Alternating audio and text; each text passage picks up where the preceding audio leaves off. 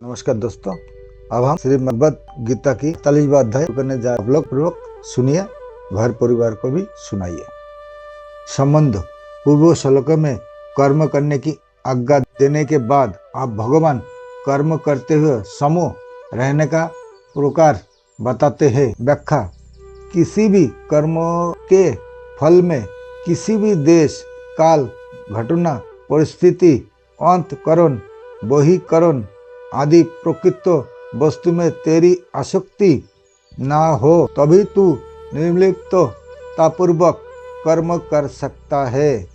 अगर तू कर्म फल आदि किसी में भी चिपक जाएगा तो निर्लिप्तता कैसे रहेगी, और निर्लिप्तता रहे बिना वह कर्म मुक्तिदायक कैसे होगा। आसक्ति के त्याग का परिणाम क्या होगा। सिद्धि और आसक्ति में समता हो जाएगी। कर्म का पूरा होना अथवा ना होना, सांसारिक दृष्टि से उसका फल अनुकूल होना अथवा प्रतिकूल होना, उस कर्म को करने से आदर निरादर, प्रशंसा निंदा होना, अंत करण की शुद्धि होना अथवा ना होना आदि आदि जो सिद्धि और असिद्धि है उसमें सम रहना चाहिए। कर्मयोगी को इतनी समता अर्थात निष्काम भाव होना चाहिए कि कर्म की पूर्ति हो चाहे ना हो, फल की प्राप्ति हो चाहे ना हो, अपनी मुक्ति हो चाहे ना हो, मुझे तो केवल कर्तव्य कर्म करना है। साधक को असंगता का अनुभव ना हुआ हो, उसमें समता ना आई हो, तो भी उसका उद्देश्य असंग होने का, सम होने का ही हो। जो बात उद्देश्य में आ जाती है वही अंत में सिद्ध हो जाती है। अंत साधन रूप समता से अर्थात अंत करण की समता से साध्य रूप समता सत आ जाती है। सिद्धि असिद्धि में सम होने के बाद उस समता में निरंतर अटल स्थित रहना ही योग्यस्त होना है। जैसे किसी कार्य के आरंभ में गणेश जी का पूजन करते हैं तो उस पूजन को कार्य करते समय हरदम साथ में नहीं रखते।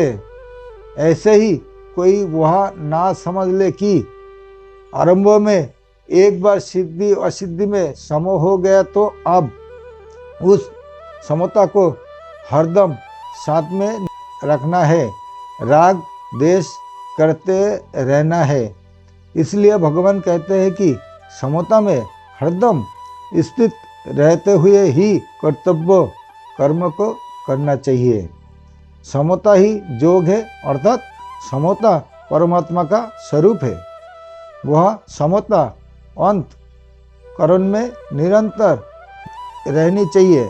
आगे 5वें अध्याय के 19वें श्लोक में भगवान कहेंगे कि जिनका मन समता में स्थित हो गया है उन लोगों ने जीवित अवस्था में ही संसार को जीत लिया है, क्योंकि ब्रह्मा निर्दोष और समो है। अंत उनकी स्थिति ब्रह्मा में ही है। समता का नाम योग है, वह योग की परिभाषा है। इसी को आगे 6ठे अध्याय के 23वें श्लोक में कहेंगे कि दुखों का संयोग का जिसमें वियोग है उसका नाम योग है। ये दोनों परिभाषाएं वास्तव में एक ही है। जैसे दांत की बीमारी में खुजली का सुख होता है और जलन का दुख होता है, पर ये दोनों ही बीमारी होने से दुख रूप है। ऐसे ही संसार के संबंधों से होने वाले सुख और दुख दोनों ही वास्तव में दुख स्वरूप है। ऐसे संसार में संबंध विच्छेद का नाम ही दुख संयोग वियोग है।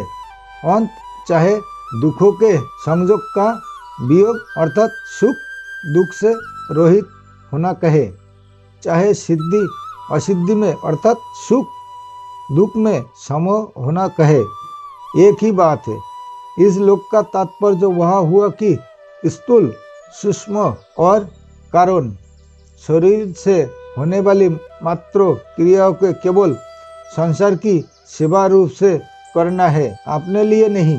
ऐसा करने से ही समता आएगी। बुद्धि और समता संबंधी विशेष बात। बुद्धि दो तरह की होती है, असंभवसायनिका और वैषयिका, जिसमें सांसारिक सुख, भोग, आराम, मान बढ़ाई आदि प्राप्त करने का ध्येय होता है, वह बुद्धि अवसायनिका होती है। गीता दूसरे अध्याय का 24वें श्लोक, जिसमें समता की प्राप्ति करने का, अपना कल्याण करने का ही उद्देश्य रहता है, वह बुद्धि व्यवसायिका होती है। गीता दूसरे अध्याय का 41वां का श्लोक, अवस्था व्यवसायिका बुद्धि अनंत होती है और व्यवसायिका बुद्धि एक होती है। जिसकी बुद्धि अव्यवसायिका होती है, वह स्वयं अव्यवसायी अश्वसित होते हैं तथा वह संसारी होता है। जिसकी बुद्धि अव्यवसायिता का होती है, वह स्वयं व्यवसित होता है तथा वह साधक होता है। समता भी दो तरह की होती है, साधन रूप समता और साध्य रूप समता। साधन रूप समता अंत करण की होती है और साध्य रूप समता परमात्मा स्वरूप की होती है। सिद्धि असिद्धि, अनुकूलता प्रतिकूलता आदि में समो रहना अर्थात अंत करण में राग देश का ना होना साधन रूप समता है, जिसका वर्णन गीता में अधिक हुआ है। इस साधन रूप समता से जिस सत सिद्ध समता की प्राप्ति होती है, वह साध्य रूप समता है, जिसका वर्णन इसी अध्याय के 53वें श्लोक में सदा 82 पदों से हुआ है। अब इन चारों भेदों को यूं समझे कि एक संसारी होता है और एक साधक होता है, एक साधन होता है और एक साध्य होता है। भोग भोगना और संग्रह करना वही जिसका उद्देश्य होता है, वह संसारी होता है। उसकी एक व्यवसायिका बुद्धि नहीं होती। प्रस्तुत कामना रूपी शाखाओं वाली अनंत बुद्धियां होती है। मेरे को तू समता की प्राप्ति ही करनी है, चाहे जो हो जाए। ऐसा साधक जब व्यवहार क्षेत्र में आता है, तब उसके सामने सिद्धि असिद्धि, लाभ हानि, अनुकूल प्रतिकूल परिस्थिति आदि आने पर वह उसमें समो रहता है, राग देश नहीं करता। साधन रूप समता से वह संसार से ऊंचा उठ जाता है। साधन रूप समता से सत सिद्ध समरूप परमात्मा की प्राप्ति हो जाती है। परिशिष्ट भाव। पतंजल योग दर्शन में चित्त विद्धि निरोध रूप साधन को योग कहा गया है। इस योग के परिणाम स्वरूप दृष्टा की स्वरूप में स्थिति हो जाती है। इस प्रकार पतंजल योग दर्शन में योग का जो परिणाम बताया गया है, उसी को गीता योग कहती है। तात्पर्य है कि गीता चित्त वृत्तियों से सर्वथा संबंध विच्छेद पूर्वक सत सिद्ध समो स्वरूप में स्वाभाविक स्थिति को योग कहती है। इस योग अर्थात समता में स्थित होने पर फिर कभी इससे वियोग अर्थात उत्थान नहीं होता, इसलिए इसको नित्य योग भी कहते हैं। चित्त वृत्तियों का निरोध होने पर तो निर्विकल्प अवस्था होती है, पर समता में सत सिद्ध स्थिति का अनुभव होने पर निर्विकल्प बोध सहजावस्था होता है। निर्विकल्प बोध अवस्था नहीं है, प्रस्तुत संपूर्ण अवस्थाओं से अतीत तथा उनका प्रकाशक एवं संपूर्ण योग साधनों का फल है। अवस्था तो निर्विकल्प और सर्विकल्प दोनों होती है, पर बोध निर्विकल्प ही होता है।